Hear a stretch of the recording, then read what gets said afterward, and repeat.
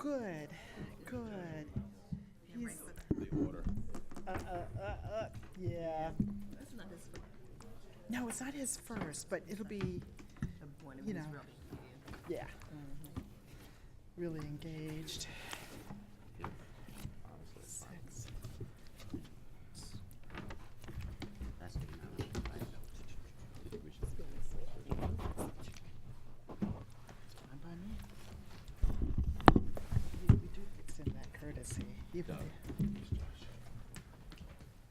I guess we should call him first.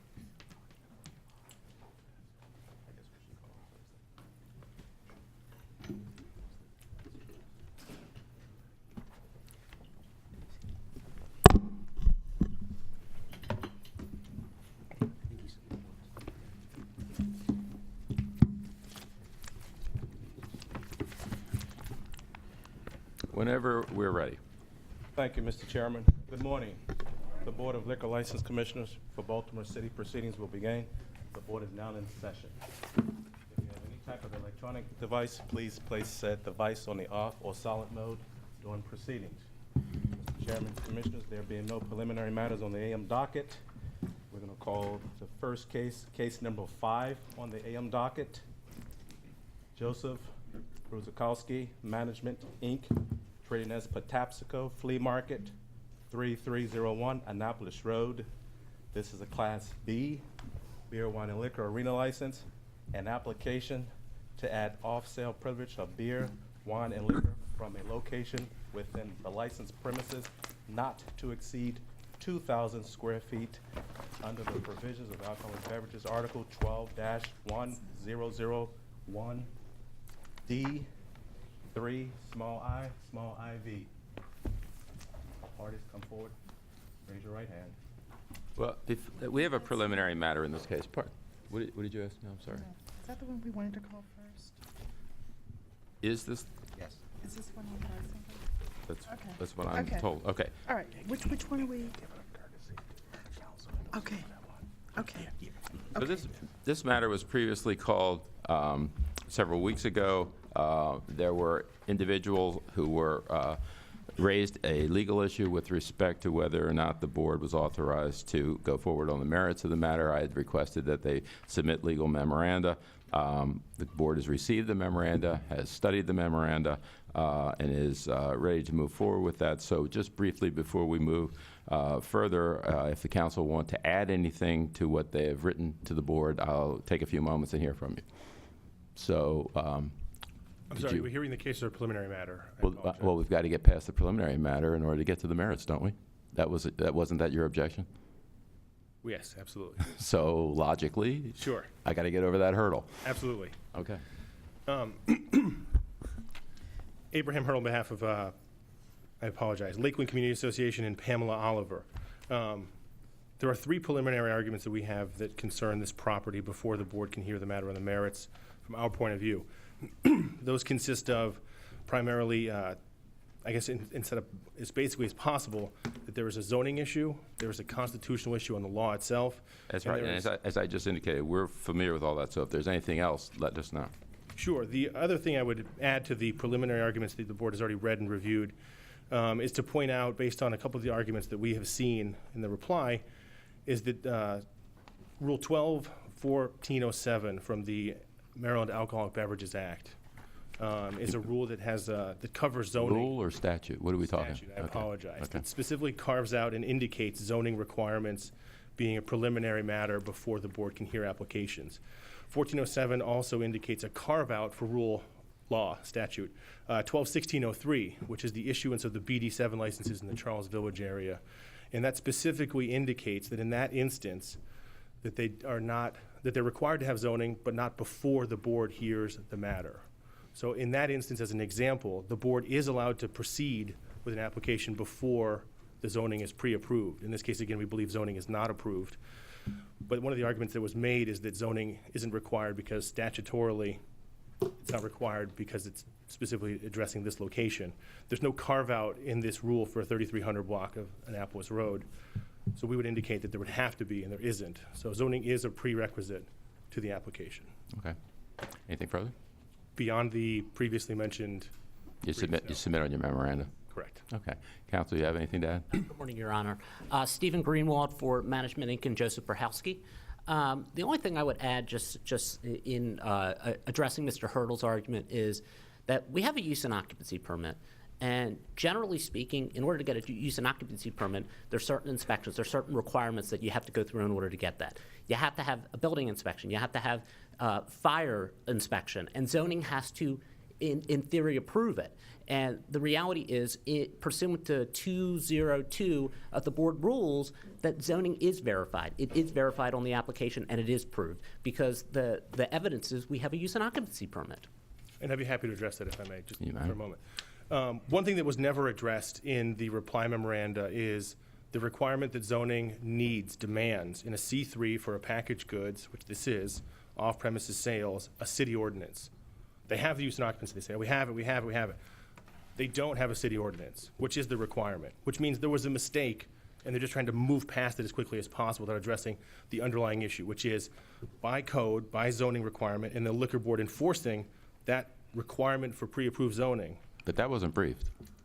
The fact that there's a city ordinance required? Absolutely was. It was? Okay. Yeah, it's mentioned in there that a city ordinance is required for the C3 zoning for a packaged goods store.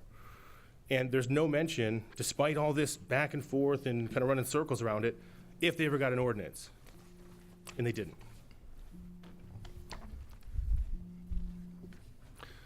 And then finally, there's just two different properties. I read that in your brief. Okay. Your Honor, I would just respond to Mr. Hurdle and say that the reality is there's a state statute, 12-1001 D3, that allows for this, addition for wine, beer, and liquor for off-sale consumption in the statute. It's a statute. We have the use and occupancy permit. It's one complex, 3301, 1400, whatever you want to call it. It's one complex. It's under that arena license, and it is licensed, Your Honor. All right, I'm prepared. We're going to move on. So the board has had an opportunity to hear the arguments. The board has had the opportunity to review the memoranda, and we're going to rule. And I'm going to later submit into the record and provide you all with copies of a written opinion that supports this. It's our determination that the original license, in this case, was made on an application for the entire complex, which cited the 1400 West Patapsco Avenue, also known as 3301 Annapolis Road. That was the intention of the board when it said, under the transcript I reviewed, that it granted that application. We have always considered it to be the entire complex, and to be consistent with that, we're going to continue to. You've mentioned your use and occupancy permit. I think you're going to have that recited to be consistent with that ruling, so you may have to go back to them to have that before we can issue you any license if you are approved for a license. We're going to hold as well that we're not required to obtain final approval on zoning, that once we get clearance on zoning, we're authorized to hold a hearing. We can't issue the license, I think, until we have final approval, but we are authorized under our rules and laws to go forward with it.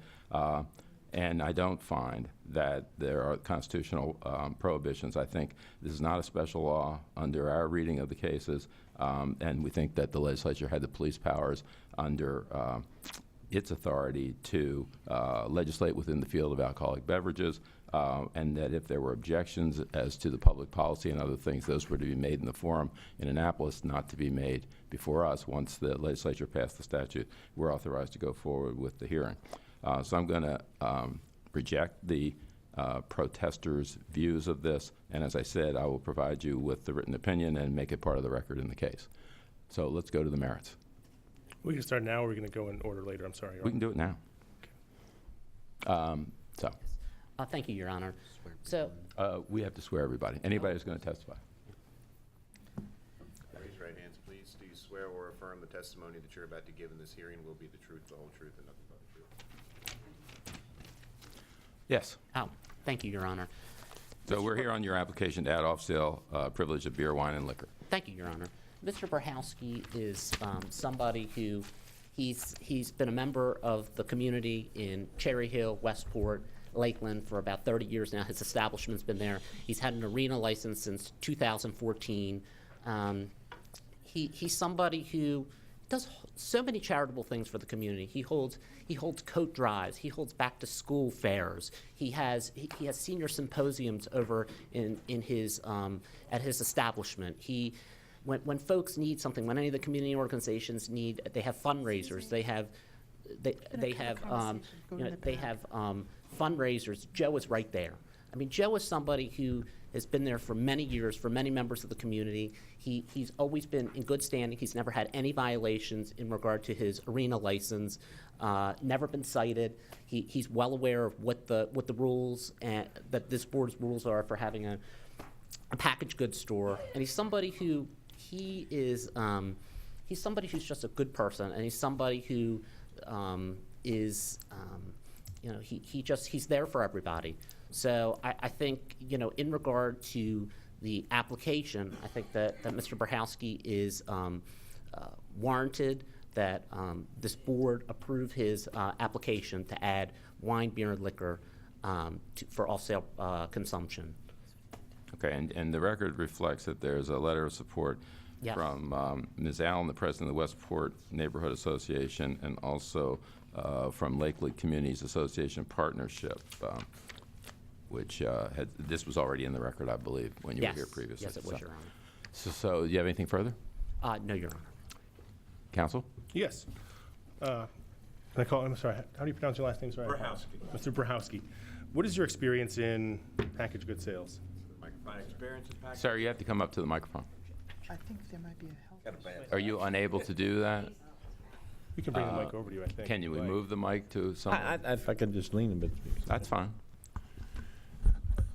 Well, just like it was said, I have been at this establishment for 32 years. Approximately 3 years ago, we got a license to sell beer at our tiki bars. We also have a crab deck that we sell. Now, those bars are only open on the days that we're open for the flea market. We're only open Saturdays and Sundays. You just move back a little bit. No, I know you want to lean, but please lean in, though. I want you to lean. We're only open on Saturdays and Sundays. And the reason why we got into this, not to affect any other business in our neighborhood, is because customers were coming to us. They said, we can drink a beer here. They can get crabs or whatever, or seafood or whatever they're going to get. But they want to take a bushel of crabs home, or they want to take some seafood home. I understand that, sir, but I think the question to you was, do you have any experience with running a packaged goods store? So That's correct. Okay. This will be my first, but I know from we had no problems with our regular license for alcohol. Okay. Counsel, you have other questions? I absolutely do. How do you plan to control on-premises consumption that's purchased at the liquor store? Well, the bars is where they're going to drink. There's no consumption at all at the packaged goods. They can do any consumption there at all. Sure, my concern is that people would purchase something at the liquor store and wander around the flea market with the liquor and drink it then. Well, there is, on the arena license that we do have now, that they can drink on the outside of our building, meaning on the parking lot, but not if it's in a six-pack or something. Only way I'm not going to sell single bottles at the packaged goods either. Are you going to sell have miniatures to- and fifths? They will have to, yes, that will be. As far as a bottle of beer or something for them to walk around, they can't do that. I guess to be more specific with my question, the question is, if I walk in the liquor store and buy a couple of minis, what is going to prevent me from drinking those as I wander from stall to stall in the flea market? We have a very good security staff that will be there. They're there at all times now. For the last 32 years, we always had security to watch over things at the flea market. So, I mean, I guess there's ways that people can do things and put it in their pocket and walk away, but the security will be there to watch over that. Sure, and you currently work at the I guess the property, as we're calling it, is that correct? Yes. And how many days a week do you work there? 8. So how many there days a week every are you day. going to be at the liquor store? I'll be there every day. And are you going to be managing the liquor store or the property as a whole? Well, as a property as a whole. And how are you going to monitor the liquor store sales We have and staff? probably 4 or 5 businesses going on there, daily anyway. We rent out stores there. We only have the flea market 2 days a week though, but we do have Mr. I would- I'm sorry, excuse me, Your Honor. I guess would each, object. are you going to have someone besides yourself managing the package good area? Oh, I have managers, I have people that just work in the packaged goods itself. I have people that just work the bars itself. And I have a manager that works all the whole flea market. And we have a crew, like I said, of security.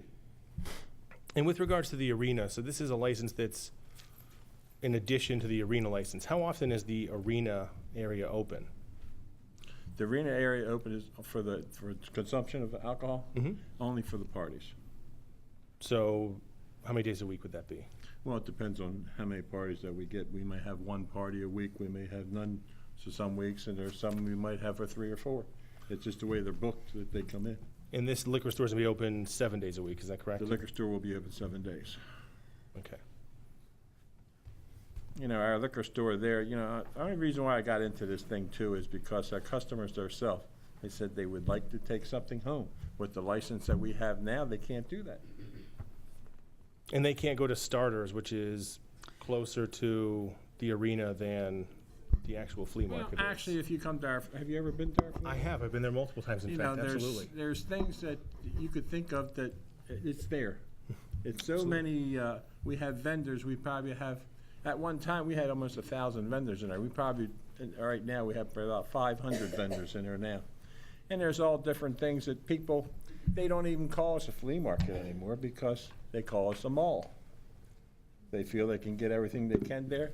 But I like that word flea market because it does tell them that the things are cheaper, since we have Amazons and we have all these other ones that's coming into us that younger people can order off their telephones. The older ones are still shopping. And far as to how far they can go, some of our older people, just like myself today, have a hard time walking up here. But we're, for the convenience of our customers, that's there. Okay, you have other questions? Yes. How do you plan to keep minors out of the store and to keep minors from getting alcohol? There'll be a security guard there every minute that the packaged goods is open. Okay. Just a moment.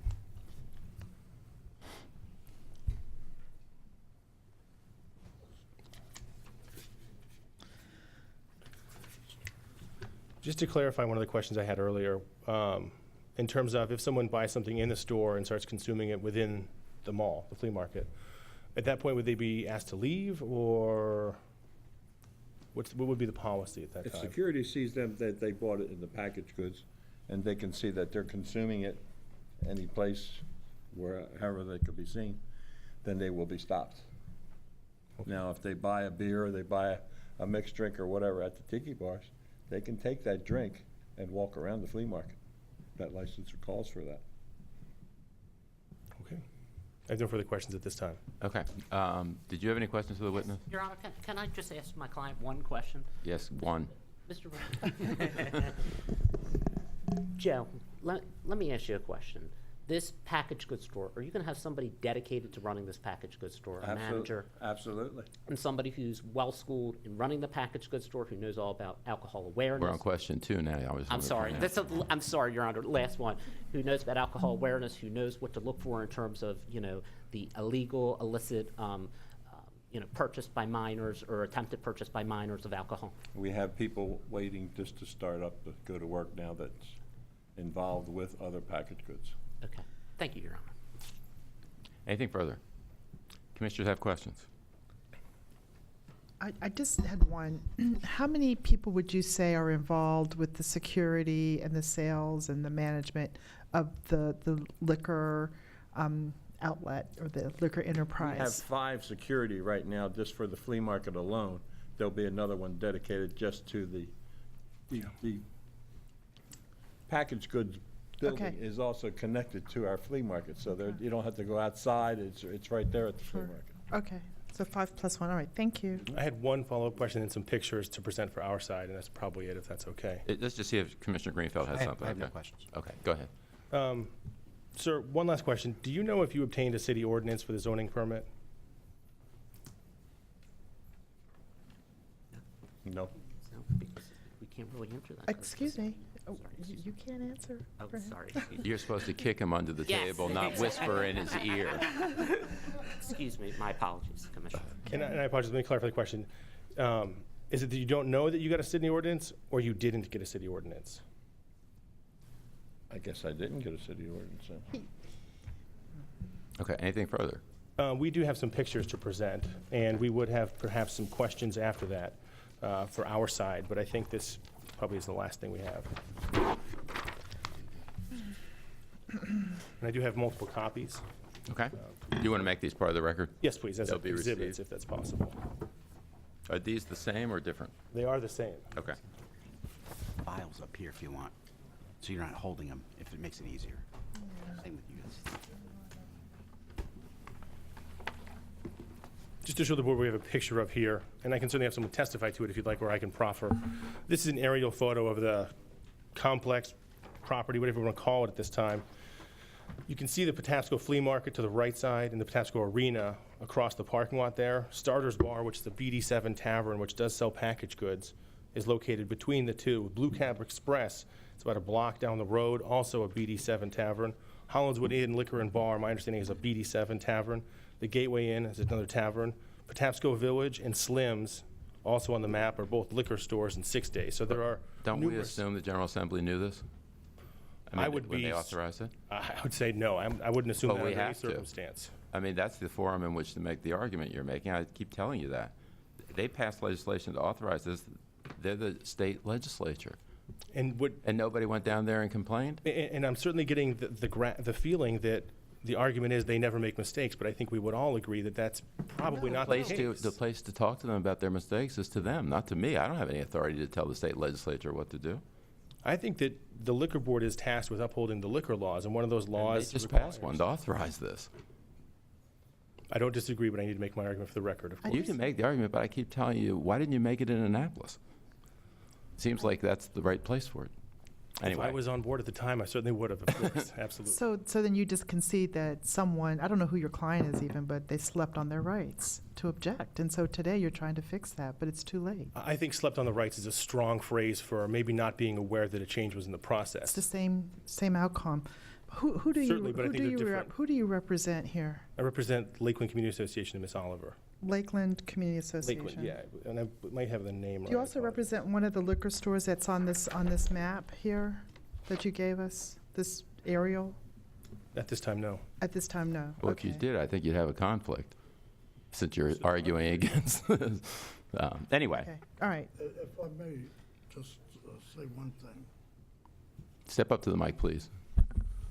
The Lakeland Community Association is the only area impacted by this.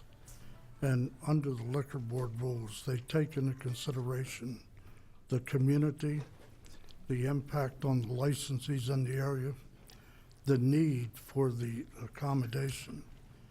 Right on the same property, if they say this is the same parcel, they have one. They already have a packaged goods. If you extend this arena license all the way over to the far end on Patapsco Avenue, and you already have a packaged goods that is immediately adjacent to it, that seems that there would not be a need. In addition, you have to forgive me. I don't think that the state, what the state did is a mandate to issue a license or expand the license, especially when the application, I know you addressed this, the application applied for was at 3301 Annapolis Road. The use that was issued was for 1400 West Patapsco Avenue. Clearly different properties, Yeah, different but tax. that was all briefed and argued.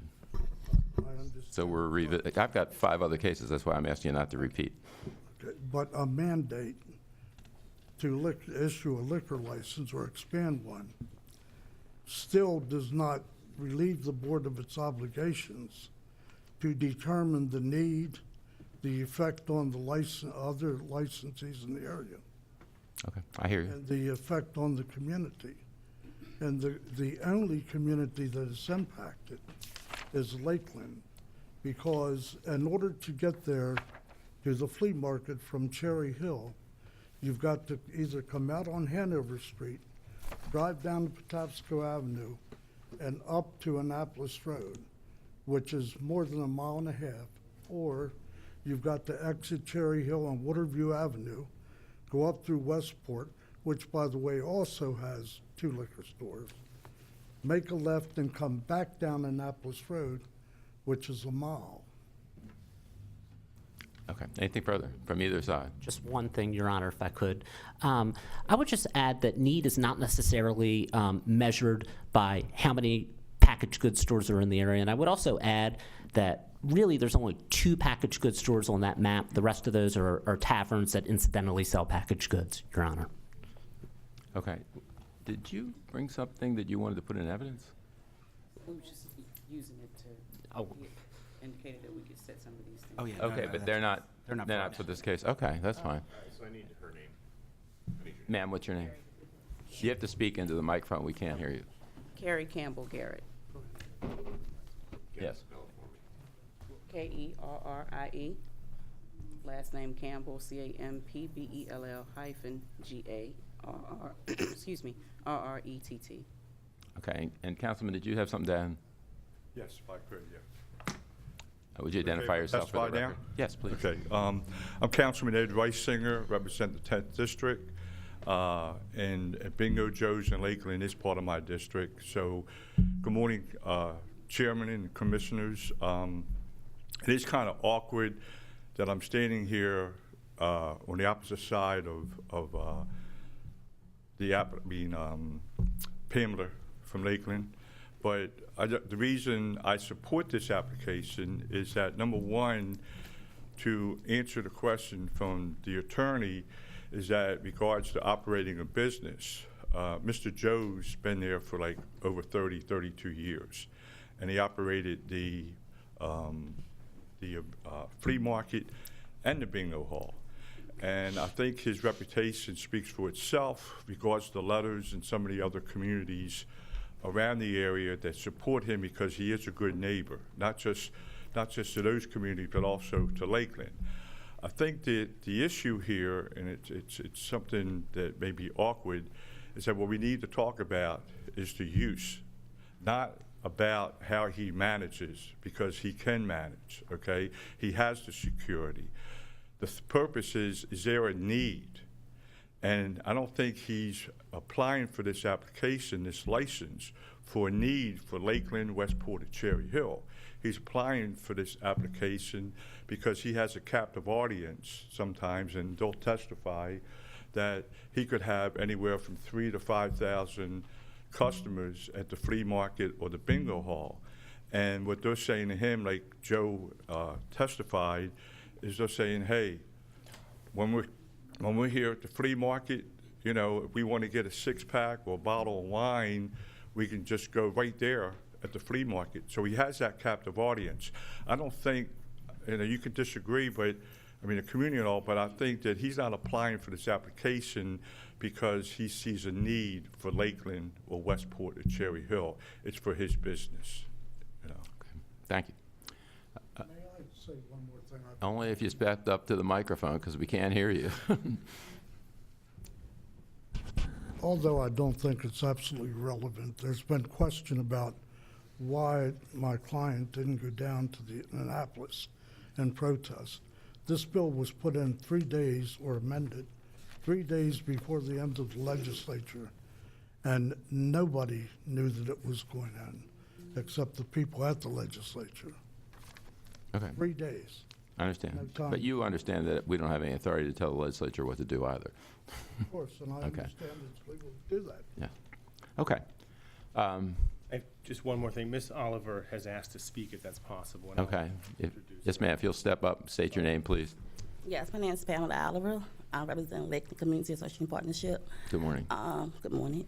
There was a letter from Lakeland, but the letter that went out, it was saying that they support Joe Bingo to continue their status.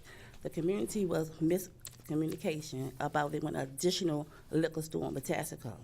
So I have over 500 petitions and they don't want it. And then Delegate Brooke Lemon came to our meeting last week, and they said, Could we let people testify? Go ahead, ma'am. she came to our meeting last week, and also I talked to Bill Ferguson, and I understand they thought it was okay with Lakeland, but it was not, and we did not know, and he cleared that he thought we did, but he didn't. And so what am I supposed to do about that? But I'm just, I guess, Ms. Oliver, maybe I can ask you a couple questions to clarify the situation. Ms. Oliver, you represent the community association closest to this establishment, correct? yes, And to your belief, is this establishment required, or is there a need and desire for it? we don't need more liquor stores in Lakeland. And this is a one-of-a-kind 7-day liquor store, isn't it? Yes. And do you need a one-of-a-kind 7-day liquor store in Lakeland? No, our crime rate just went up. And you believe that that is related to the liquor establishments, well, and you believe that is related to things that are already in place, correct? Yes. Are we done now? Your Honor, if I could. No, I've got 5 more cases. This one's done. Thank you all. I appreciate everybody's interest. I appreciate the memoranda that were submitted, but we've got to move to the merits of the case. So on the basis of the material that's contained in the application, the testimony that's been received this morning, taking notice of the statute that was passed by the General Assembly authorizing the addition of the off-sale privilege of beer, wine, and liquor, and having heard the protests from members of the community and the support from others, including the councilman and the letters we have, I would vote to approve the application. I join in the approval, and I appreciate all of the testimony. I also highlight that there was no testimony that there would be any negative impact on other licensees in the community. There was no testimony about that. There was no testimony about a negative impact on the surrounding community, health, safety, and welfare. And so I feel confident in approving this license. I too would join my colleagues in supporting this and would note the uniqueness of this facility in combination with everything else around it. So, and for those reasons, I again would concur. And I'll enter my opinion into the, or our opinion into the record, and if you want to wait, maybe Mr. Akers can arrange to give you copies before you go. you. Council. Fantastic. And Thank if you, I Your could Honor. just add, I was particularly persuaded by the testimony about the need and desire of this license by the flea market customers and clientele.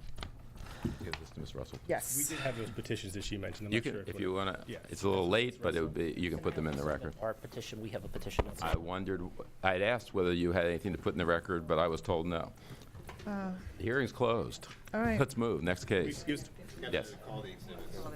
Got to call the exhibits. Yeah, get to and Ms. we want to make Russell. sure they're accurate. Excuse me, We, still on the record, so just wait. if you could just give us, just step back for a second, please. Quiet, please.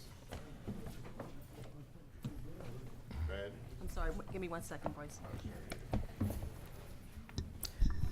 I want to go back to our regular docket.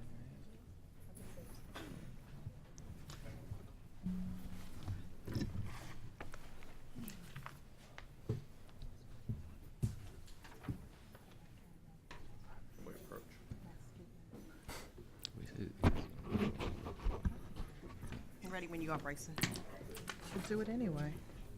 Sorry. Community Opposition Exhibit 1, photos. Community Opposition Exhibit 2, petition of opposition. Board Exhibit 1, letter of support from Westport Neighborhood Association dated March 23rd, 2017. Exhibit 2, letter of support from Councilman Reisinger dated June 28th, 2017.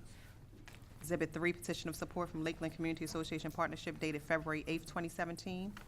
Board Exhibit 4, letter of support from Cherry Hill Development Corp. dated 9/29/17. Exhibit 5, order concerning memorandum of law of Lakeland Community Association Partnership and Pamela Oliver in response filed by Joseph Brzezowski. Thank you.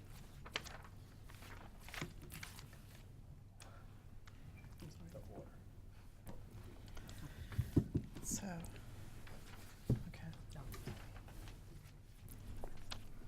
where are we, Mr. Chairman? Which case? First? Let's take the first case. Maurice Bradford, Oh, it's not the first case. Senior, Oh, we're in order. Ariel Landrum, The Barbecue LLC, trading as The BBQ Baltimore, 2602 Greenmount Avenue. This is a Class B beer, wine, and liquor license.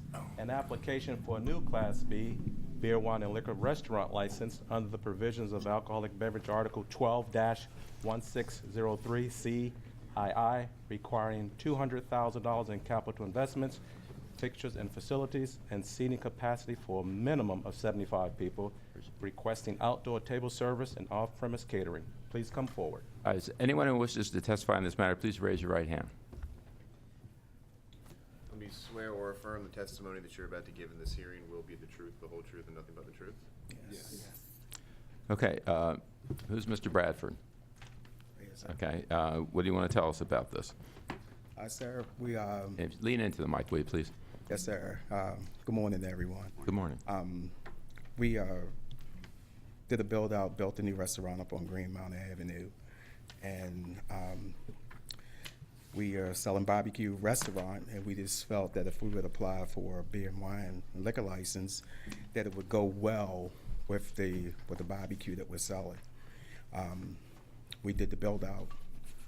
Like I said, we spent over $200,000, and we just think that the liquor license would really help out the restaurant in keeping us, really going. Okay, and do you have any experience with managing liquor establishment? No, sir, but we do have people that we have hired that that's been in the liquor business for some time. They're And- trained and they understand the rules and regulations and buying from wholesalers and managing minor sales and Yes, sir. all the difficulties and the security issues that arise from selling liquor. Yes, sir. Okay, and they're on board, or you're going to hire them? Sir, we have one that he's going to come on board as soon as we get it, but he's been very instrumental in helping us set everything up and getting everything with the right people in place. Okay, and I see you've gotten some very positive publicity. That's part of our record as well. Congratulations. Thank you, sir. Do the commissioners have questions? My question goes to the seating capacity. You've represented that you meet the 75 capacity. I want you to explain how you do that. Yes, sir. Yes, I ma'am. mean, yes, ma'am. I do apologize, right? Yes, ma'am. We have tables. We have the first floor of the building, and we have 4 people at the tables going through the first floor of the building. I should share, I'm a frequent flyer of the barbecue. I love it. It's Okay. delicious. My family enjoys it. And just on personal observation, it doesn't appear to me that you meet the 75-person capacity. So, and on the drawings that were submitted, the drawings seem different from actual. So my question is, are the drawings what you intend to do? Yes, ma'am. Yes, So ma'am. currently today, you do not have the 75-person capacity. Yes, we do, because what we have is we also have there, and we have the upstairs of the building. Okay. Are you currently serving in the upstairs No, ma'am, portion? we're not. Okay. No, ma'am, we're not. So I guess what I really want to hear is, just be real. Like Yes, ma'am. today, you don't have 75. No, You ma'am. do not. No, ma'am. At some point in the future, it's your intent Yes, ma'am. As soon. to be able to offer 75 seats. Yes, ma'am. So that's really was my only concern. It just being there, it's obvious you don't have the 75-person capacity. Yes, ma'am. So So I guess before the license, if we approve it, it could be issued, you'd have to have that capacity. right. So can you talk to us about your plans to get that capacity? Yes, ma'am.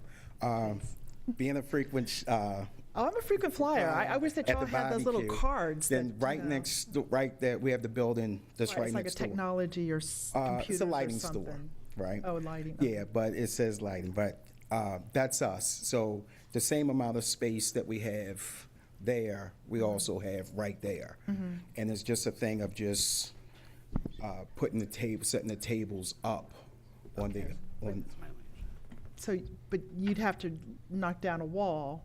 no, ma'am, Or it's do a really a pass-through. hallway. I don't know if when you came Yeah, there. I've been. Yeah, so right there Sir, to the I've right. used I've been, Okay, been so there, right to the yeah. right of Yes. it, it's a little hall with a Right. door It's entrance. right where the bathroom is. Absolutely, right? So right been there, there. it's a door Right. right there, and you just go right on the other side. So you're going to turn that into restaurant space? Absolutely. Okay.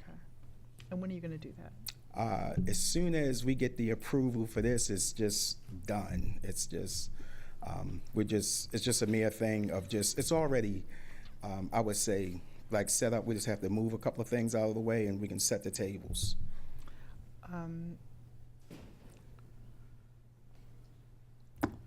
Oh, okay, thank you. Yes, ma'am. So it sounds like a place I need to stop by, to be candid with you. Absolutely. But just my only concern is our practice has been that we require some itemization that demonstrates you've reached the necessary investment threshold. I don't see that in our file. Do you have any of those records? No, I didn't bring them with me. Can you tell us sort of what their major expenses have been? Oh, wow. Yes, sir. There was an empty warehouse when we first took over the building. And we had to put in all of the hood, you know, all of the kitchen equipment. It had no windows, no flooring. It was really empty. So it appears that we've received now, I don't know if you brought this today, but the itemization that the commissioner was asking about. Yes, sir. Does this reflect your investment to date? Yes, sir. Okay, thank you. Thank you, No sir. more questions on my part. Okay. Do others here wish to testify? Please. Good morning, Mr. Chairman and Commissioners. My name is Eric Lee, Reverend Eric Lee, and I'm Director of Neighborhood Programs at Strong City, Baltimore. Strong City, Baltimore, formerly Greater Homewood Community Corporation, has been doing work in the central Baltimore communities for almost 50 years. The Greenmount Corridor is one of the corridors in which we are doing some specific work with Central Baltimore Partnership, Neighborhood Design Center, and Department of Housing and Community Development, where there is development that will be taking place right across the street from the barbecue restaurant. This is an area that has been neglected for decades, and the barbecue, particularly with their build-out, the quality of the build-out, and the quality of service, has been a bright spot in terms of redevelopment beginning in that community. We have not only patronized them as an organization where they've done catering for us, but individually, there are many meetings that take place in the barbecue restaurant. I have, and I know the owners personally. I know them to be people of professionalism, integrity, and transparency, and believe that they will be responsible owners in the administration of a liquor license. We submitted a letter of support from Strong City, Baltimore, from our CEO, Karen Stokes, and so we are in full support of their application to be approved for the BD7. Do we have that letter? I don't think we do. I didn't see it, that's why I didn't see it Give an either. extra copy. if you would give it to Ms. Russell, we'll make it part of the record, okay? Excuse me. Thank you. It's Councilman Stokes as well. Okay. I'm being handed a letter from Robert Stokes. Make this part of the record as well. This is in support. All right. Okay. That's the end of my testimony. Thank you. Good morning, Chairman and Commissioner. I'm Councilman Stokes from the 12th District, and I support these gentlemen because they run a good business. They haven't had any issues. I've been sending them a lot of customers, and they keep coming back. I keep coming back, but I want to just mention there are a lot of employees that they have that have criminal records. They have given them another chance somewhere somebody else would not harm, and they do well. So I have a letter of support, and I'll work with them and whatever else they have to do to move forward. But I truly support them. That particular, when they opened up the restaurant, there was no restaurant, nothing there. And there's some development Mr. Eric talked about across the street. And because they opened up the restaurant, the development now starting to happen across the street, which is on the east side of Greenmount. Because if you look at Greenmount, the west side is all the development. And I've been raising a lot of sand about, we got to do something about the east side.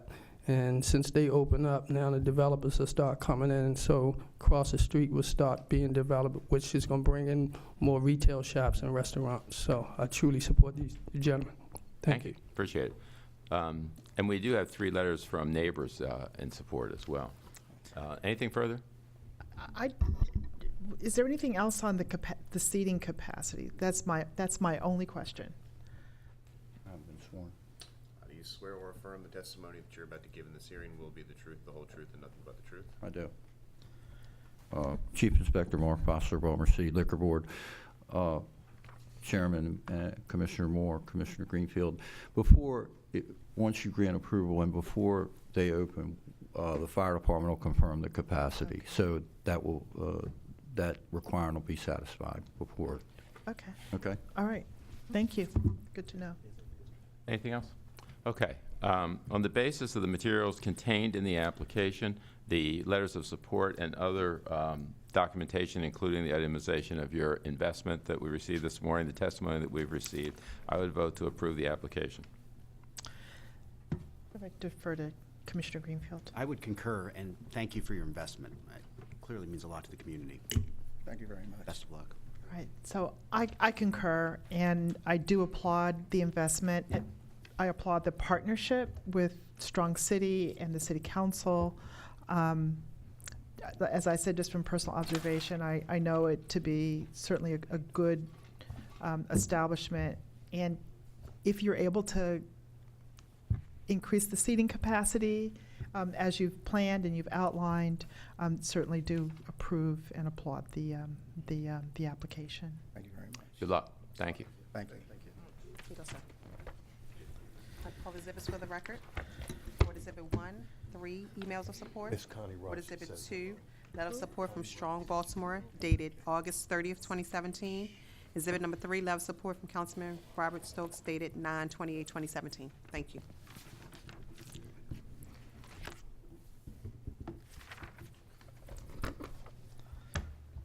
Dana Evans, Jacqueline Patterson, and Sang N. Pack, Joey B. LLC, trading as Ebony Town Store, 1801 West North Avenue. This is a Class A beer, wine, and liquor license, an application to transfer ownership. Please come forward. Counsel? Good morning. It's Gary Maslin on behalf of Dana Evans, Jacqueline Patterson, and Sang Pak. It's a Before pleasure you- to be here representing these young ladies. Would everyone raise their right hand, please, who's going to testify? Do you swear or affirm the testimony that you're about to give in this hearing will be the truth, the whole truth, and nothing but What's the truth? that? Okay. This is an application. I believe everything is in order. My client, Ms. Evans, just delivered a baby a week ago, Yeah, October the and it's a remarkable recovery. She just looks like she wasn't. Boy or girl? wasn't pregnant. Oh, Congratulations. congratulations. She is the primary stockholder, or membership interest owner. She's a federal employee, and she's venturing into this liquor establishment. Her husband was a member of this community for many, many years, has family in that community. The other applicant she has going on the license, qualifying applicant, Jacqueline Patterson, is a respected member of Baltimore City. She has worked with the mayor's office on several matters, worked with Baltimore City development, Baltimore City College Development. Ms. Pack, who's on the license, is a qualified licensee, has had other establishments in the past, and is very familiar with the rules and regulations of this board. And both of the other applicants have taken a TAM course for alcohol awareness.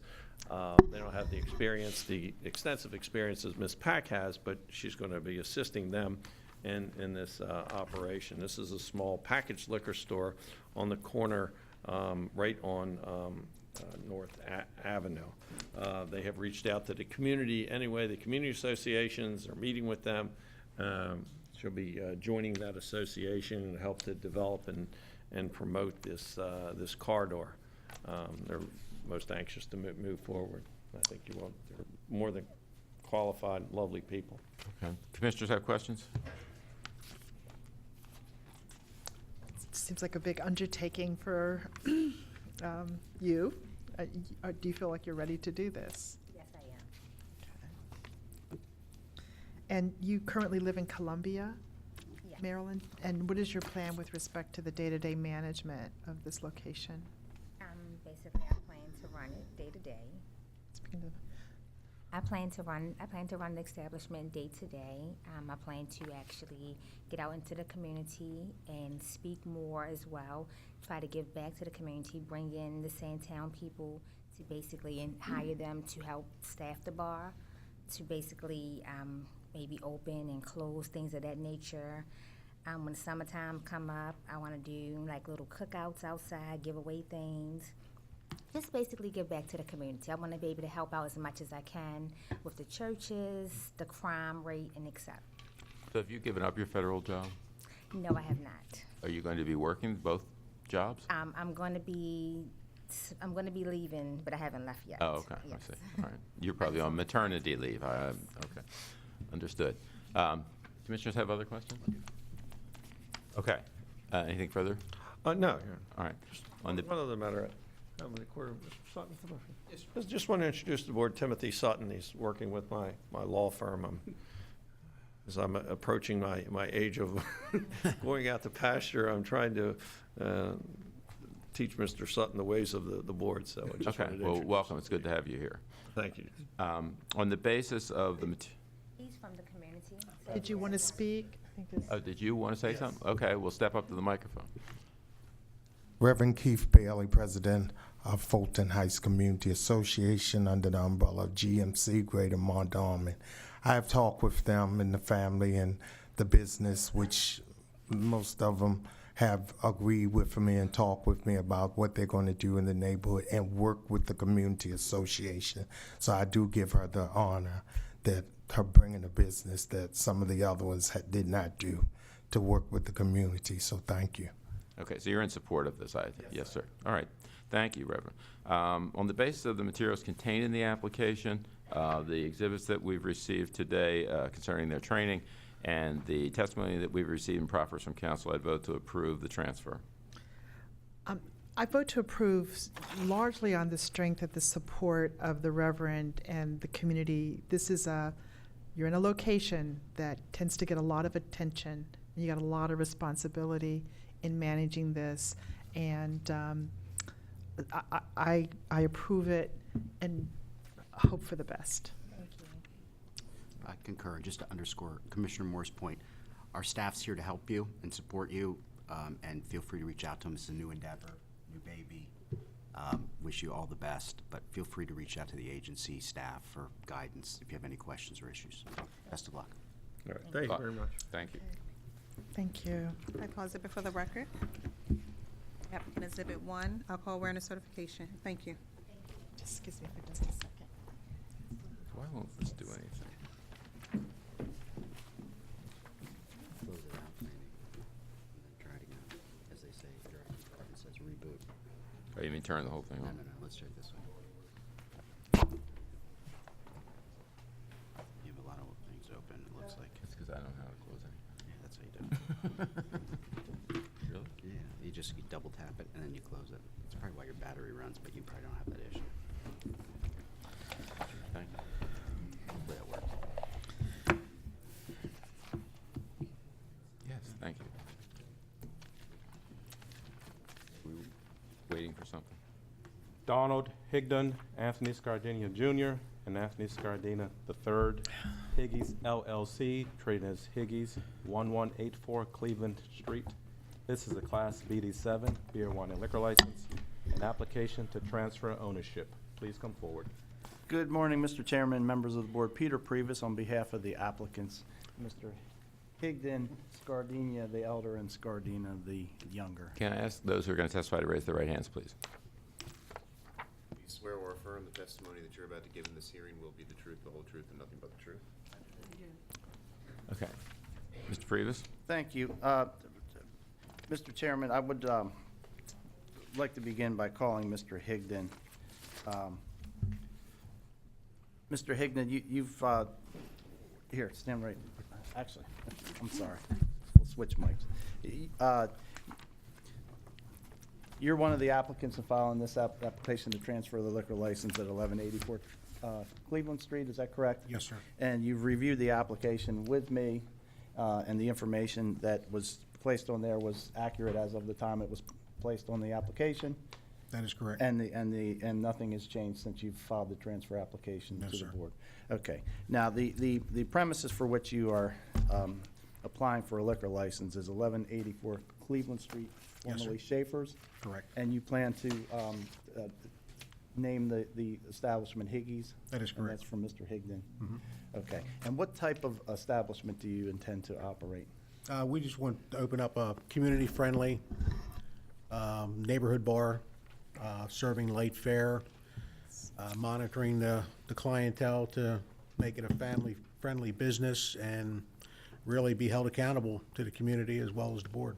Okay, and you've already purchased the building, is that correct? That is correct. And the entire purchase price was how much? $110,000. Okay, and that's all been paid? Yes, sir. And you and Mr. Scardina, the elder, each paid half of that, is that correct? Correct. Okay.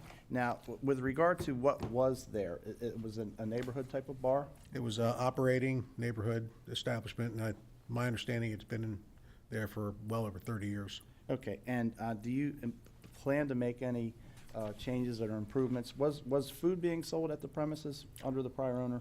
Not to my knowledge, no. Okay, and do you plan to sell food? Well, we plan to introduce light fare, pizzas, pretzels, and so forth, and then eventually incorporating the rear of the establishment into somewhat of a kitchen, obviously everything done to code, to offer, again, more of a family-friendly establishment. Is the establishment currently fully operational? That is correct, yes, it is. Okay, but you plan to make improvements as you go? Yes, we're in no rush to jump into it and immediately open up the establishment. We'd like to make some improvements to the restrooms and plumbing, and just kind of like say, make it more of a warmer environment as opposed to, just a dark bar. Do you have an estimated date when you'd like to open?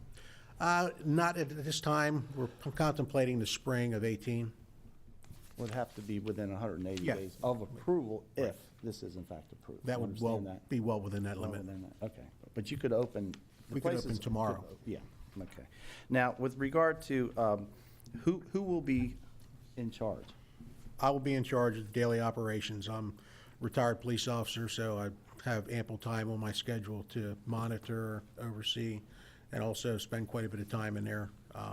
Mr. Scardina runs a full-time plumbing business. He would be able to spare me or spell me on weekends and so forth. And we've also contacted several of our friends who have been in the bar business for a number of years, who are willing to come in and not only mentor us, but give us a little guidance as well as time while being employed with us. You're a former Anne Arundel County police officer? Yes, sir. And you were involved in community policing? I was patrol officer for 18 years. I was worked in community policing for 5 years and spent quite a bit of time in the community. Also worked within the youth activities, so the importance of youth and not having alcohol available to them is, pretty much one of our staple points. Have you had the training? I called the gentleman, had it set up. I was just basically waiting to take the alcohol awareness once everything was approved prior to opening. But you currently understand the laws and your obligations as Absolutely. a liquor licensee? Yes, sir. Okay. Now, do you plan to hire employees in addition to the three of you? Yes, like I stated earlier, we have friends who have been in the business for years, and they have worked in that capacity for a number of years, so not only to use them as employees, but also as their experience as well. And I think we said this earlier, but you plan to run a neighborhood type of That is our- establishment? yes, sir. Your clientele, you're hoping to be the neighbors? Well, we're looking to draw from the neighborhood, not only from a patron standpoint, but also from employment also. We would love to bring someone in local, get them incorporated into the business, on an employee position. But yeah, our focus is going to be drawing from within the community. Do you anticipate any, placing any additional parking burdens on the neighborhood? We're an N unit, and the unit immediately behind us is a vacant building, so I can't foresee any traffic that might come in to visit our establishment really impacting the community in a negative way. Is this premises close enough to Ravens Stadium to obtain business through home Ravens games? Or is it too Absolutely. far It away? sets right on that West Austin Street corridor where, there's literally hundreds of people that pretty much walk by there during the course of a game day. So you would also plan to be open for Yes, sir. Ravens home games and other special events, stadium Correct. events? Okay. Now, did you meet with the community in this matter? Initially, I was contacted by Mr. Parker, who I believe submitted a letter to the board. We met and had lunch for 2 hours, discussed what what our intentions were, what our history is. I've got family history. My dad and mom both grew up in Pigtown. Is that the Pigtown Community Association? The Pigtown Community Association, yes, sir. Yeah, Richard Park, he had submitted something, yes. And then at the 2 days prior to the last hearing, I was contacted by Mr. Previs, who informed me that the community citizens of Pigtown, had filed an objection. So at that point, we immediately postponed the hearing. I reached out to the board of the citizens of Pigtown, requested a meeting with them, as well as a meeting with the citizens, the general membership meeting, which I did attend last week, and they allocated 10 minutes for me to speak. I think I was up there for almost a half hour, just really kind of relaying what our vision is of what we want to try to do with the bar and why we feel we would be an asset and a friendly neighbor. Do you represent them, ma'am? No, I am a member of the board, and I was at the community meeting, but I actually am basing a letter in, but I actually am a resident of 1212 Cleveland Street. Could you state your name for the record, please? Sherry Seibel. Okay, and what did you want to tell us, ma'am? Okay, my main thing is that I don't understand how this establishment was actually closed for like 3 years. And there's a memo in your records that say it was closed for 412 days. So I don't understand how the liquor license could continue. I see that it has, but I don't understand that. And I just want to bring up that point. And it's also non-conforming residential. And I'm not sure how the use permit can continue either, since it's documented it was closed for 412 days. Do you know the answer to those questions? I don't. The applicants know what they know from their involvement when they endeavored to purchase the premises, and that the premises was fully stocked, fully operational.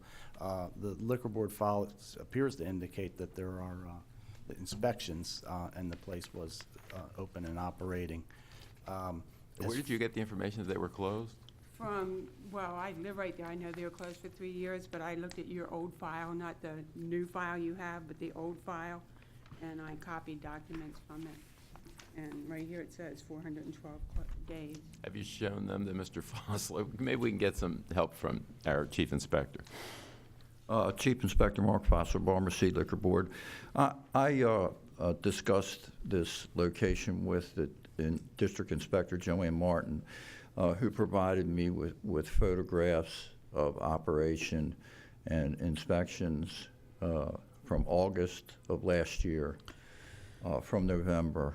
So it definitely wasn't closed any 3 years. It definitely was open at that point. After that, Inspector Martin said that the place was only open intermittently, approximately every 60 to 90 days. So her records indicated that the place was open and operational, and it might have not been open on a regular basis, but it was open intermittently. Okay, so I guess, but you have liquor board records that show it's closed? And this was a letter. This is a copy of all the stuff about what this particular one says. And it's not dated, and Oh, this is a request for a hardship extension. Do we know whether this was ever filed? they did.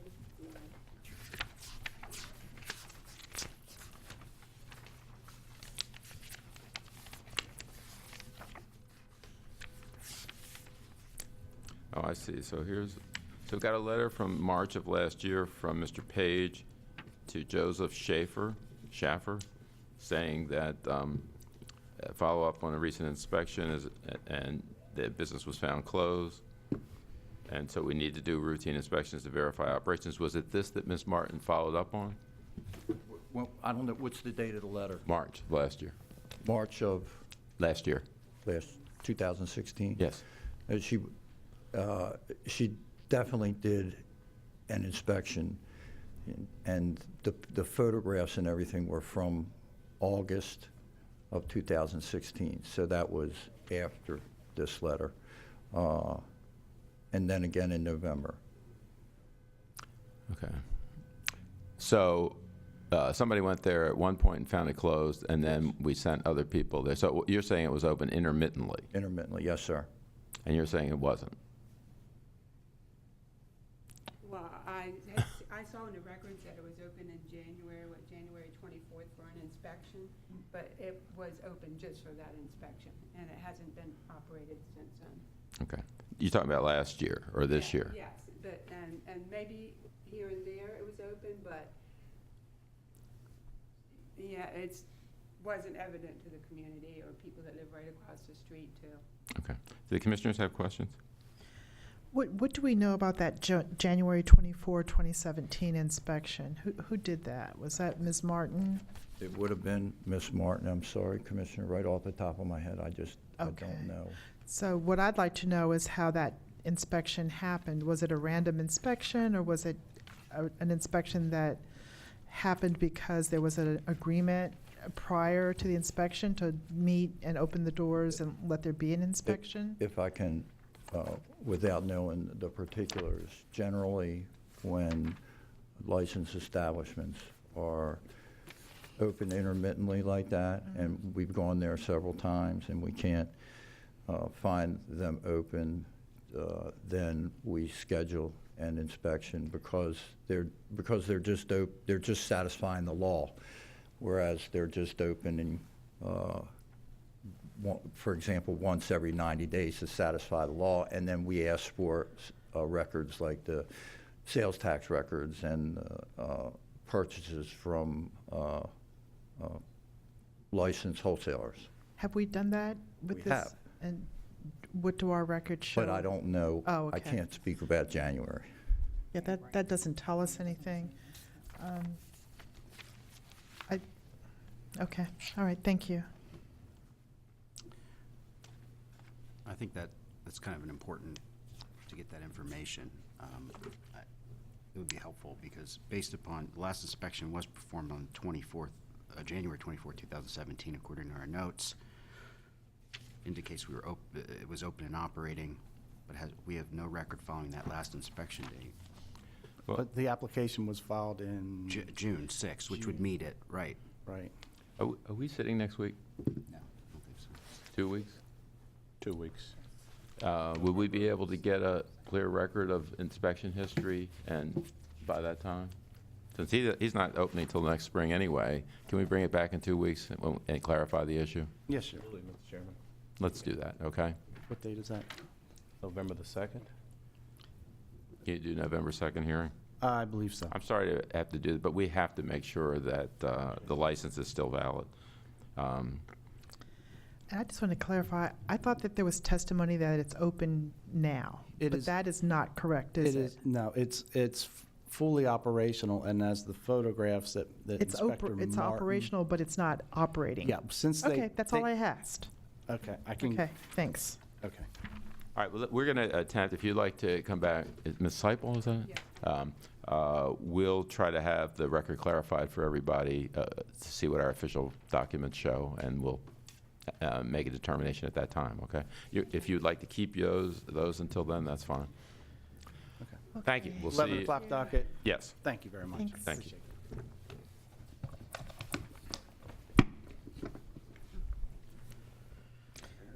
Should this go back to her? Yeah. Case will be continued for 2 weeks.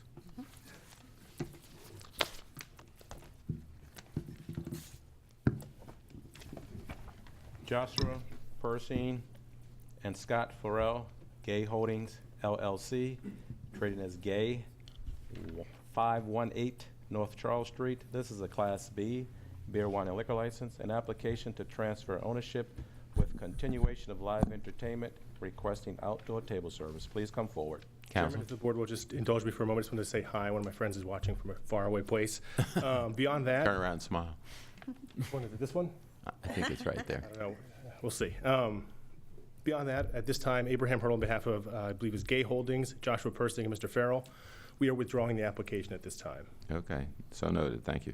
Thank you. May I be excused? You may. Thank you. Ready for that one? Yes. Juan Portillo and Juan Portillo LLC, trading as Santa Clara, 529 South Bond Street. This is a Class BD7 beer, wine, and liquor license. Request for hardship extension. Please come forward. For the record, Melvin J. Kadensky, 19 East Fayette Street, representing the landlord and secured party on this location. This is a location that's been in existence for quite some time. The last operation was March 31st of this year. The current licensee ceased operation.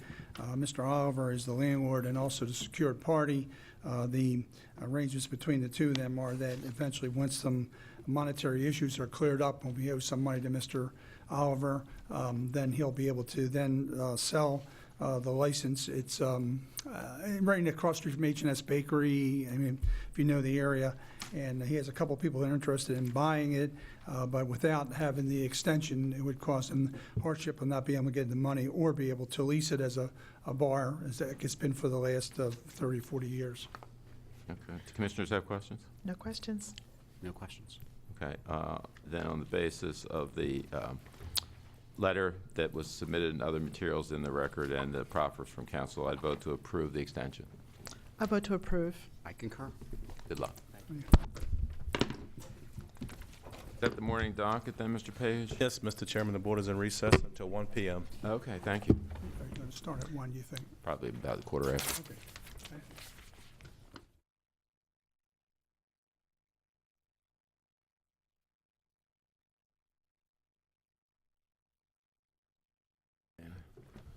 No, thank Take you. home and use it in your kitchen. Put it on your fridge. I could replicate it and do like wallpaper all over the room. Thank you. We have a client.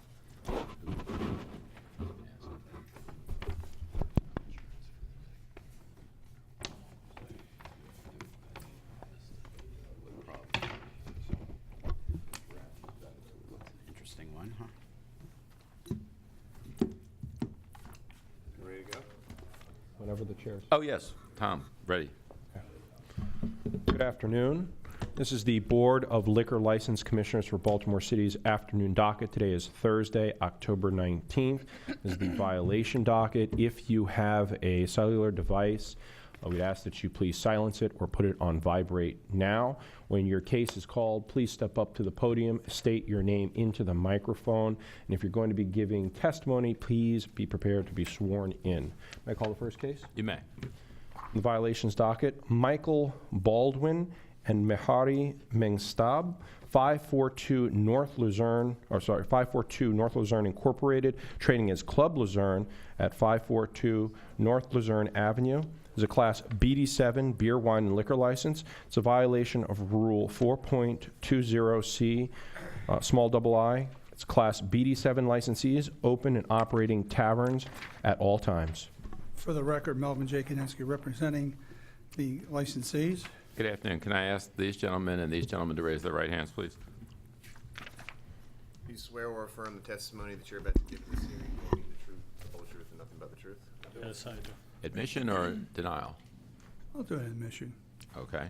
So they're charged with not operating their tavern at all times on June 29. That's correct. And in most instances, these are the two brothers together. You may look, they may have different mothers or fathers, but they're brothers. And they usually work together, but there's a couple times there was only one of them working, and they were crowded. He understands there's no way they can operate one without the other, and they've been otherwise decent licensees. He hadn't had any problems since he's been there. I'll just give you a little idea what the place looks like. Sometimes I think pictorially, as we say, the pictures. And they have an open operating bar. In fact, they was telling me there were people when they were watching the ball game yesterday. Depends on who you like and whether or not you think it came out right. It did not come out right. I didn't. So I mean, here's an example. And I got a couple of these. I'll send these copies of the back area. And what you see there's a picture, is once they come through the front area, that's the, they get in the back area, and what it says there, you can't wear a hoodie or a mask or, sunglasses, like the things you see in the bank, because they've had some problems there, but he understands, can't be open, one without the other. They had follow-up inspection in October, and they met the qualifications. So I like to think this is an isolated instance, and I explained to them that that have to be open, and they open 8 in the morning generally. They close like 11 or 12 during the week. Sometimes they stay open a little later on the weekends. Inspector Perez, were they cooperative with you when you went in? Yes, sir. Okay, no problems? And were you the one who went back in October? I can't read any handwriting on there. How about having there on previous occasions? Okay. And was it open in those occasions? Yes, it was. Okay. So these gentlemen have had the license since 2014, and you're correct, That's correct. Mr. Kadensky, that we don't have any violations against them. No. Do the commissioners have questions? These were earlier, 2011, before they had the license. Mr. Baldwin was the licensee Baldwin. prior, and he stayed on. Oh, he is, okay. Yeah. But he's not, they transferred from one corporation to another. He just stayed on as a city resident. Neither one of them is Mr. Baldwin. So he's not actually operating the place? Oh, no, he just filled until we can change where you don't need a city resident. Plus, you may find it hard to believe, he's owed money, so he has a little more interest on the purchase price. Okay. Okay, I don't have any questions. Thank you. Okay. Anything that these gentlemen need to add? Okay. So on the basis of the admission and the materials contained in the record with respect to the incidents of June 29, 2017, I would find a violation of Rule 4.20, small c, small I, on June 29, 2017. And I would impose a fine of $250 because it's the first offense, and give you 30 days to pay it. I agree with the finding of the violation and the imposition of the fine. I agree, too, with the finding of the violation and the imposition of the fine. Gentlemen, I have to tell you, though, the fines go way up on the second violation. So be careful, all right? Okay. Thanks. 30 days to pay. Yes. I'd like to call exhibits for the record. Board Exhibit 1, Baltimore City Police Department report, Detective Gatto. Board Exhibit 2, investigation report, Agent Chris Amalis. Thank you. There's two Oh. there. There's two exhibits. Okay. Licensee Exhibit 1, inspection report dated 10/3/2017. Exhibit 2, photo. Thank you. Calling the next case, Akalilu Gerbe and Yosef Tezafan, Wazit Incorporated, trading as Opposite Sidewalk Saloon, 132 South Carey Street. This is a Class BD7 beer, wine, and liquor license, a violation of Rule 4.20C, small I, Class BD7 licensees open and operating tavern at all times. Good afternoon, Mr. Chairman, members of the board. Peter Previs on behalf of the licensees. Good afternoon. Can I ask the licensees and the inspectors and officers to raise their right hands, please? Will you swear or affirm the testimony that you're about to give in this hearing will be the truth, the whole truth, and nothing but the truth? I do. Admission or denial, Mr. Previs? Denial. Okay. So, Detective, are you the lead person on this? Yes, I wrote the report. Okay. Why don't you tell us what happened? Okay, on 18th May of this year, at 12:15 a.m., Detective Greenhill, myself, and Gatto, and Assistant Chief Inspector Tommy Carnicolis conducted BD7 check at Opposite Sidewalk Saloon located at 132 South Carey Street. Also working was Detective Oakawande of OID Vice and Inspector Andy Perez of the Liquor Board, both working in a plainclothes capacity, posing as patrons in the attempt to gain entry into the tavern of each establishment. The purpose of our BD7 checks is to determine if liquor establishments throughout the city are operating their taverns accordingly. It is well known that most of the taverns within the city just operate their packaged goods and don't allow patrons in the back. Objection. I'll sustain as to that. All right. Detective Agawande and Inspector Perez at 12:15 entered the location of 132 South Carey Street, known as Opposite Sidewalk Saloon, and asked the black male store clerk worker and later identified as Ephraim Gabriel Yeyes for 2 shorties of Fireball liquor. While Mr. Gabriel Yeyes was prepping to sell, Detective Akawande asked if the bar was open. Mr. Gabriel Yeyes replied no. Detective Akawande paid for his order, and he and Inspector Perez exited the location. Detective Akawande notified myself that he and Inspector Perez had been refused service to the bar area. Minutes later, I and Detective Gatto, along with Assistant Chief Colonel Cochlears, entered the location of opposite Sidewalk Saloon, located at 132 South Carey Street. Advised Mr. Gabriel that he had refused service to some patrons. Detective Greenhill advised Mr. Gabriel that the bar would remain open, but a report would be written up and forwarded to the liquor board. Furthermore, Detective Greenhill advised Mr. Gabriel that if the packaged goods is open, then the bar must be open as well. Establishment was left in the control of Mr. Gabriel. Before you question, so Detective, would you agree with that statement of facts? You haven't been sworn? Oh, swear, please. Do you swear or affirm the testimony that you're about to give in this hearing will be the truth, the whole truth, and nothing but the truth? I do. Would you agree with the statement of facts that it was just read? I do, Mr. Chairman. And Inspector Perez, you too? I do. Okay, you have questions for them? Sure. Detective Akinwande, were you dressed like that night? No. Did you have a mask on? Yes, no. I was not dressed like this. Okay, so you went into the carry-out portion of the establishment, is that right? That is correct. And Mr. Gabriel Jesus, here, he waited on you? Is that correct? There was a patron that, I was waited on and refused. Okay, did this gentleman wait on you? Do you recall? I do not recall. Okay. Now, you went up to the counter and you, with Inspector Perez, is that correct? That is correct. And you ordered 2 shorties of Fireball? That is correct. And Mr. Gabriel Jesus, the cashier, put them in a bag and gave them to you and you paid for them? Is that correct? You give me a second.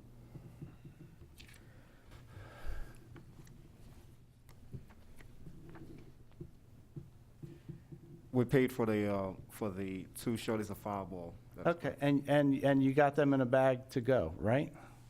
They were to go, yes. Okay, and then after you made your purchase, then you asked the cashier if the back bar was open, is that correct? That is correct. And he said no? That is correct. And nothing further happened, is that right? Once it was insinuated that the bar was not open. Okay, I'm sorry. As far as that transaction, that was it. Once that occurred, then you had Detective Greenhill and the other gentleman come in to notify of the violation? That is correct. Okay. Did you go back in? No, I did not. Okay, then I'll ask someone else that did. Thank you. I have no further questions. Do you have questions for the inspector or the other detective? Yes. Inspector Perez, did you go back in? I did not. Okay. What Detective Akinwande testified to is basically the way it happened? Yes. Okay. Thank you. I have no further questions. Detective Greenhill, briefly, you went back in? I went back in after the initial visit by Detective Akinwande and Inspector Perez. Okay. And did you inspect the premises? I just did my inspection is not a full inspection. Right. It's just more or less to check the liquor license and to conduct the investigation at hand. And you observed the back area where there were a bar area and stools, right? Yes, it was bars and stools. Okay. Thank you so much. I have no further Were there people in there? No. And if I may add, I've conducted checks of this particular bar pretty much all the time. I pass by the location on my way to work. Each time I see no one in the rear. You can, from the street, you can see the actual bar area. There's no one in there.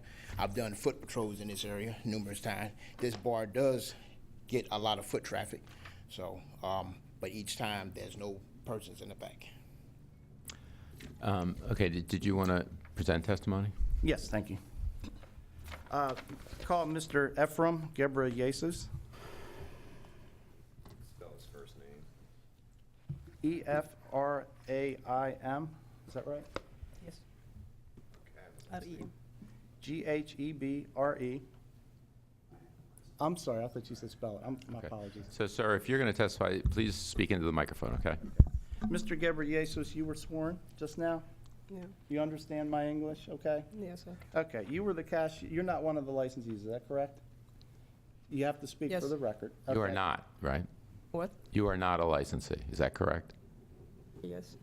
Correct.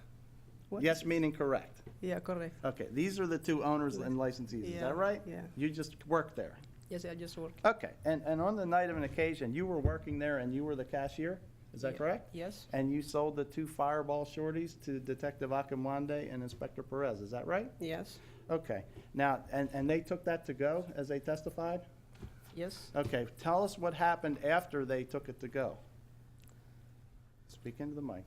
Okay. He ordered to take the 2 shots of Fireball, and I get ready for him to go, and he took that on the way to go and came back to ask me if the bar is open. And I And what look, did you say? I say no because the way he asked me is in a stranger way. Okay. Do you allow people that take something to go to drink it in the bar area?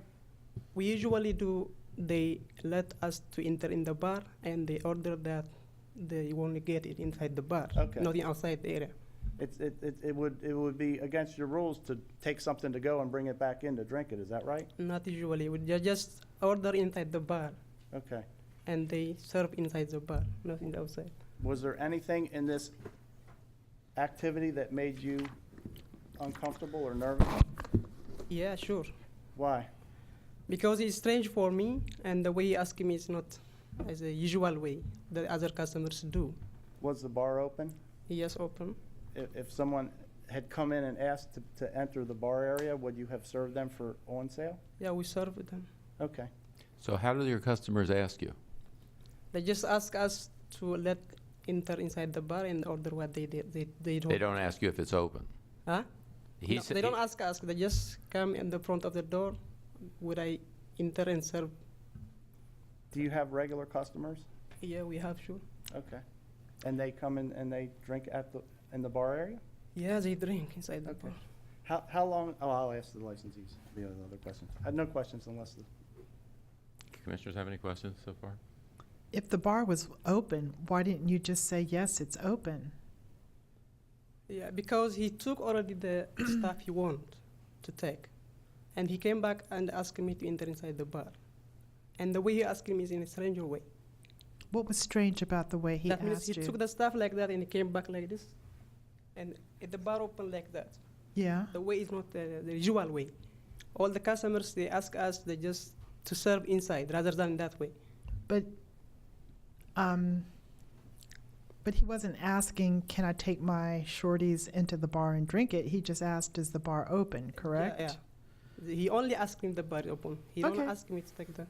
So you were asked if the bar was open, and today you're saying that the bar was open, but that night you said no. Correct? Do we have that correct? Yes, correct. Okay, thank you. Okay, did you want to put on more testimony? Sure, I'll call briefly one of the licensees, Mr. Aklilu, Gebre.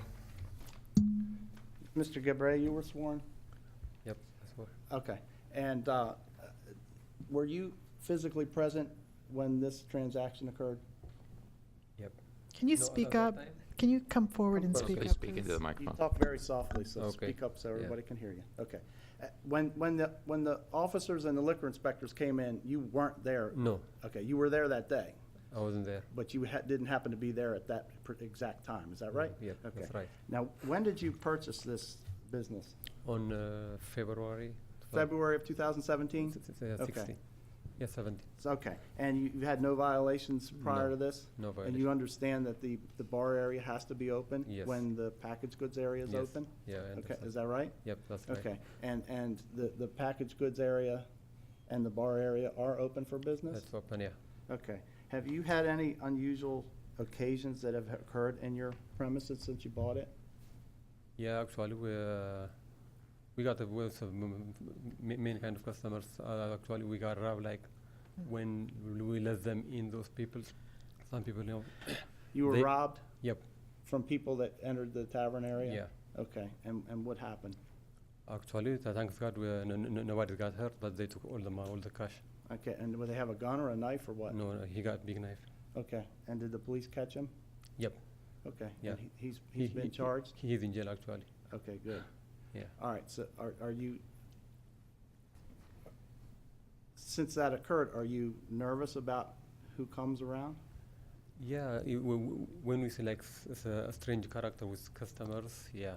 But most of the time, well, we let in all those customers. When you say strange, you mean people you're not familiar with?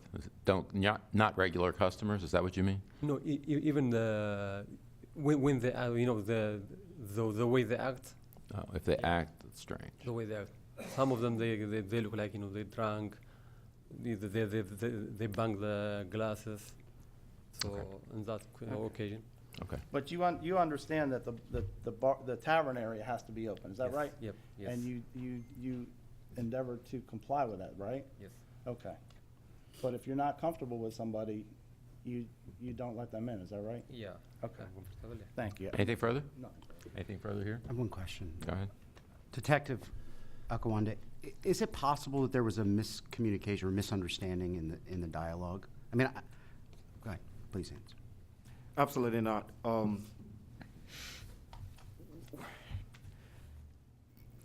We've tried approaching this establishments that we've had complaints in the past that don't serve patrons.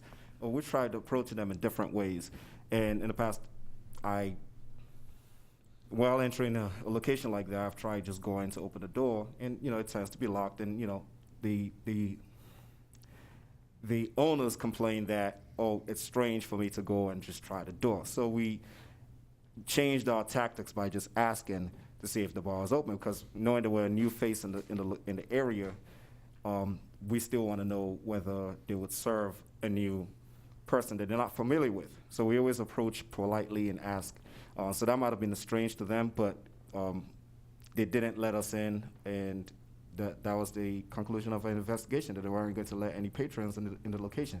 Furthermore, people in the area, it wasn't in the notes, but people in the area found it strange that we were trying to get access to the bar because they don't typically open. I mean, there's another location opposite that, the opposite sidewalk, that practices the same thing. Okay. Anything else? No. Anything further? I'd just like to be heard very briefly. Go ahead. Rule 4. The rule in question. The rule in question, thank you so much, indicates the holder of a Class BD7 license, which this is, shall grant all patrons access to a fully operating tavern portion of the licensed premises.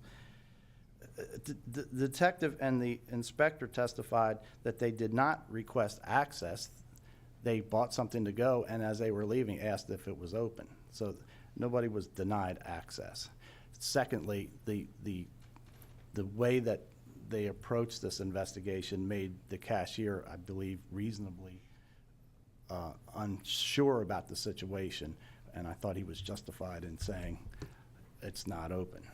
So, Thank you. Anything else? Nothing. This is a first offense. Yes. On the basis of the material contained in our the charging documents, the testimony that we've received today, I would find a violation of Rule 4.20C, small double I, on May 18, 2017. I'd impose a $250 fine and give them 30 days to pay it. I concur in the finding of responsibility and just have to state that by the testimony that was presented today, the person who was in charge of the location admitted that he was asked if the bar was open, and his response was no. So that, to my hearing, is a denial of access, and that's the basis on which I find the responsibility. And there's nothing in the law that says you get to decide when you're open and when you're not. What should have happened, if they felt any insecurity about the patrons, close both the packaged goods and the bar area. That's what the law provides, and that's not what happened here. So I do agree with the finding of responsibility, and I agree with the imposition of $250 fine. Actually, this one's hard for me. because, but I'll concur with my colleagues. I'll concur in the finding of the violation and the imposition of the fine. Thank you. Thank you. Appreciate it. I'd call the exhibits for the record. Board Exhibit 1, Baltimore City Police Department Report, Detective Elsie Greenhill. Board Exhibit 2, Investigation Report, Assistant Chief Inspector Karen Colas. Thank you. The only other thing I'd add, they got this license, looks like it was approved or transferred February 23, 2017. Yes. Less than 90 days later, there's a violation, which is unusual that happens so soon. So you might want to talk with them and just make clear that they really understand the rules and the regulations so that they don't come back, because the second time will be tougher. Well, they made sure they were in compliance when they got robbed, so they have. Okay, thank you very much. They have complied. Thank you.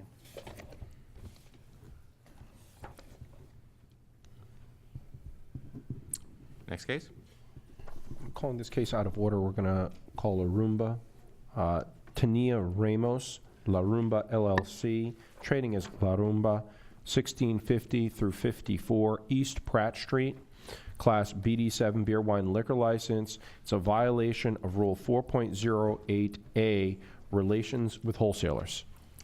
Good afternoon. Richard Hackerman for Larumba LLC. Standing to my left is Nikos Ramos, Good afternoon. husband of the licensee. May I ask him? Ramos, he said? Yes. Well, what's the council? You have a business card? I didn't bring one, no. Let's spell your last name. Richard Hackerman, Hackerman. Would the inspector and Mr. Ramos raise your right hands, please? Do you swear or affirm the testimony you're about to give in this hearing will be the truth, the whole truth, and nothing but the truth? I do. Yes. Ms. Nikos Yes, Nicolas Ramos. Nicholas? Nicolas Ramos. Are you admitting or denying the violation? We admit, Your Honor. Okay. So, Mr. Ramos, the charge that you're admitting to is that on July 8th of this year, it was discovered that you had purchased from a retail establishment certain alcohol for your tavern rather than from the wholesale people that you're required to purchase from. Is that right? That's correct. So you want to explain what happened? I will, if Okay. that's okay. Mr. Ramos was away in North Carolina. He had his cousin Jesus managing the establishment. They were out of Patron. Patron's actually a friend of Mr. Ramos. Patron's beer, Corona and Modelo, and that patron decided on his own that he was going to go somewhere else and purchase it and bring it back for Larumba LLC.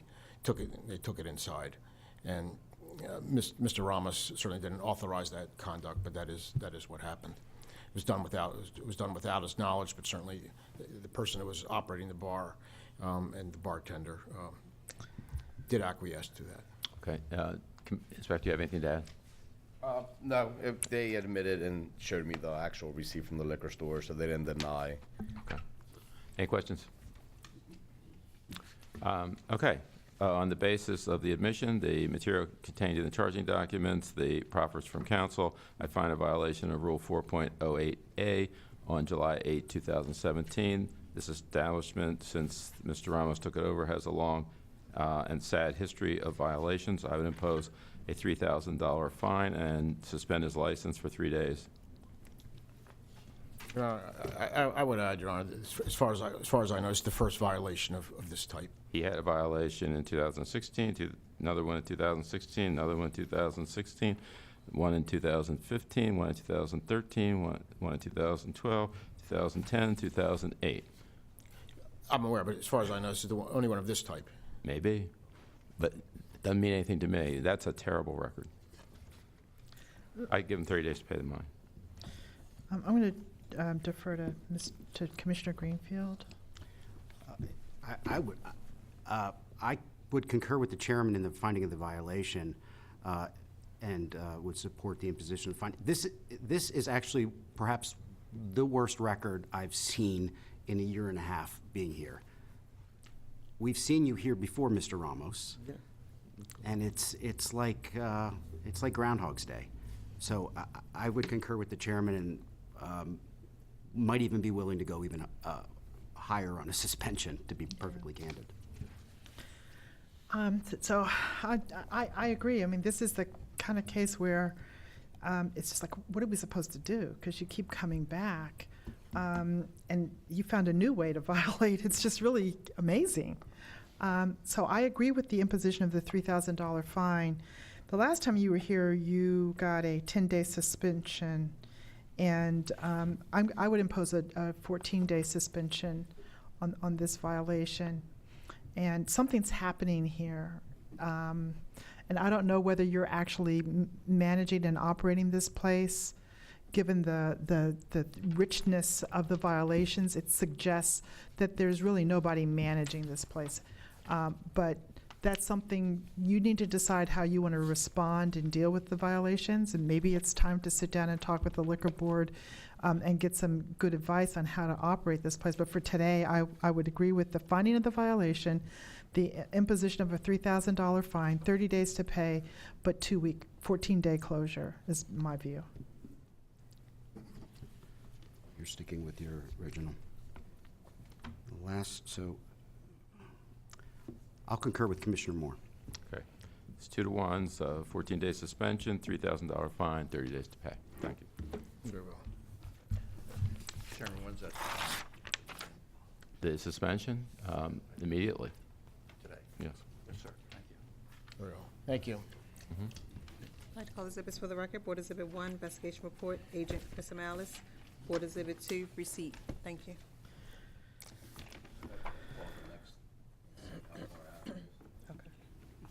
Does it pull the trigger? No. Dimitri's Tavern, right? Oh. Where did he go? I was just gonna call him. I took. But where did he go? He went to go get his license. He forgot his license, and they wouldn't His- let him up. Oh, his driver's license? Yes, sir. How'd he get here? Oh, pull the trigger. I can tell you, I'm not waiting very long for him. Okay, gotcha. Sorry. I'll call and see how far he is. Yes. Ronnie, would you like to take a recess, Mr. Chair? No, I'm ready to go. He better get here in the next 5 minutes. I'm gonna take a recess so he can get his driver's license. I can do his homework for him.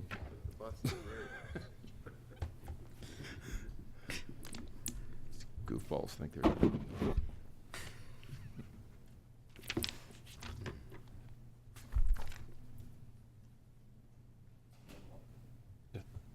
It's Chief Austin. Nope. All right, let's go. Let's proceed. I'll call the case. Calling James Dimitri and Karen Green. It's a sole proprietorship trading as Dimitri's Tavern, 3820 Falls Road. This is a Class BD7 beer, wine, and liquor license. It's a violation of Rule 4.14A, live entertainment without authorization. Who's going to testify for the commission? I'll testify for as far as my police report. Can you raise your right hand, please? You swear or affirm the testimony you're about to give in this hearing will be the truth, the whole truth, and nothing but the truth? I do. Yes, sir. What happened on June 2? On June 2nd of this year at 9:38 p.m., myself, along with Detective Gatto and Inspector Jessica Speaker, and Melanie Clark of the Health Department, investigators Dave McGinnis and Sean Kellogg of the Baltimore Housing Department conducted a licensed liquor establishment check. Basically, we were doing social club task force where we go out with different city agencies and perform inspections throughout the city at various liquor establishments. On this night, the above-listed licensees were not present, but George Henry Kinlan Jr. was present and in full operation control of the premises. While on the scene, Inspector Jessica Speaker and Melanie Clark conducted their inspection on the premises, finding minor violations consistent with general cleanliness throughout the premises. Investigator McGinnis and Kellogg found new renovations consisting of structural, plumbing, and electrical work done without proper permits in the basement. At the time of the inspection, there was a DJ playing music, and it was determined that every Friday and Saturday night, the tavern has karaoke on these nights. There was a live DJ on the premises, and the existing use permit does not indicate the use of live entertainment. As a result of the investigation, it was determined that the licensee did not seek the proper work permits through housing, nor did the licensee apply for the use of live entertainment. Department of Housing issued appropriate citations, and no other violation observed at that time. Okay. Let the record reflect that the licensee failed to appear on the basis of the evidence contained in the charging documents and the statement that's just read into the record by the detective, I'd find a violation of Rule 4.14A on June 2, 2017. This individual has had this license since I was in law school and has one violation in '98 for a sale to minor. So he just got the license, Judge? So he's got a pretty good record in comparison to the gentleman who was just here. And I understand why he's not here, but that didn't show a whole lot of common sense. I would impose a $150 fine and give him 30 days to pay it. And he needs to get a license for live entertainment. Right. I mean, I concur, and I would just note that the fine that we're imposing here is consistent with other cases where this commission has imposed fines for not having a license for live entertainment when the licensee has been doing it for a very long period of time and was not aware that they needed the license. So for that reason, I concur with the imposition of the fine. I concur with the finding of the violation and the imposition of the fine, and in addition to requiring him to get a live entertainment license, he ought to also actually hold on to his driver's license so he can be present. Thank you. Okay. Yeah, yes. Exhibits, Ms. Russell? Yes. Board Exhibit 1, Baltimore City Police Department report, Detective Elsie Greenhill. Board Exhibit 2, investigation report, Agent Chris Amalis. Thank you. Does that conclude our docket? That concludes the afternoon docket. So we're in recess until 2 weeks? November 2nd, yes, sir. Thank you very much. Okie dokie.